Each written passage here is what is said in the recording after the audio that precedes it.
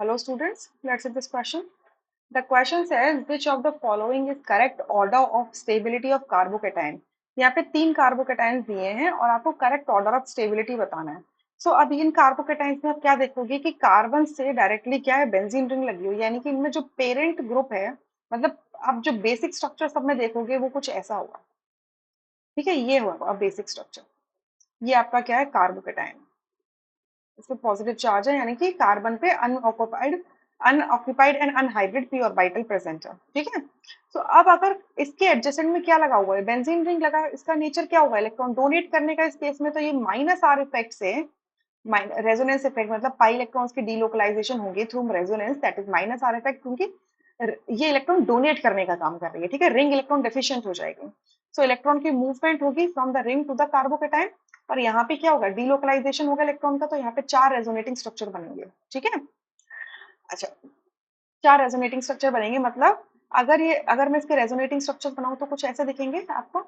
ये हो जाएगा डबल बॉन्ड, यहाँ आएगा पॉजिटिव चार्ज, ये पॉजिटिव चार्ज। देखो जिस पोजीशन पे रिंग की, बेंजीन रिंग की जिस पोजीशन पे आपका कोई ग्रुप लगा रहता है उसको इप्सो पोजीशन कहते हैं, उसके जस्ट नेक्स्ट पोजीशन को ऑर्थो कहते हैं। तो पॉजिटिव चार्ज इस बार किस पे आया, ऑर्थो पे। ठीक है, फिर से इलेक्ट्रॉन की डीलोकलाइजेशन होगी, ऐसे पाई इलेक्ट्रॉन्स की डीलोकलाइजेशन होगी, तो ये डबल बॉन्ड इधर आ गया, अब की बार पॉजिटिव चार्ज इधर आ गया, ये CH2 ऐसे ही रहा, इधर आ।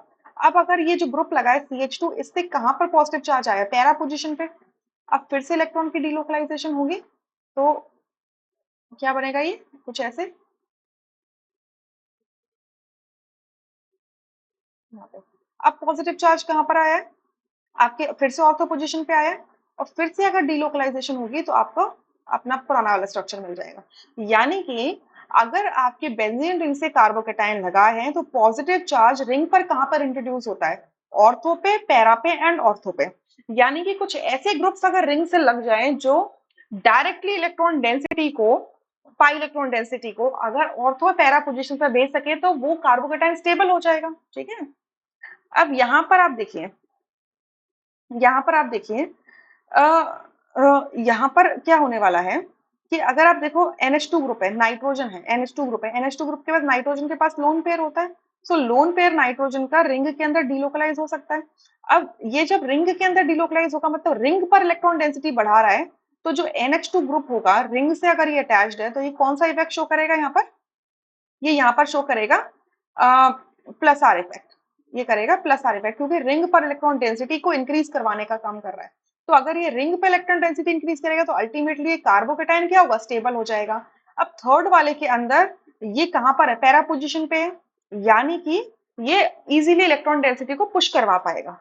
ठीक है, इजीली इलेक्ट्रॉन डेंसिटी को पुश करवा देगा, किससे, प्लस आर इफेक्ट की वजह से। ठीक है, अच्छा, तो सबसे ज्यादा स्टेबल आपका कौन सा होगा, थर्ड होगा। उसके बाद अगर आप सेकंड में देखो तो आपका NH2 ग्रुप लगा हुआ है, मतलब तीनों में सेम ग्रुप्स लगे हैं, बट ये किस पोजीशन पे, मेटा पोजीशन पे है। अब आपने रेजोनेटिंग स्ट्रक्चर्स के अंदर क्या देखा कि पॉजिटिव चार्ज डायरेक्टली कभी मेटा पोजीशन पे आया ही नहीं है। तो इसका मतलब NH2 का लोन पेयर रेजोनेंस करेगा भी तो भी आपका कार्बोकेटाइन स्टेबल नहीं हो पाएगा।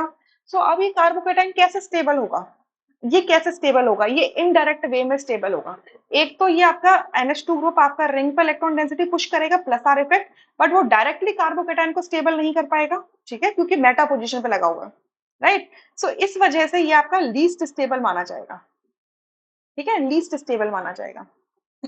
और उसके बाद आपका कौन सा आ जाता है, फर्स्ट वाला आ जाता है, फर्स्ट वाला आ जाएगा, क्योंकि इसमें आपका NH2 ग्रुप कहाँ लगा हुआ है, आपके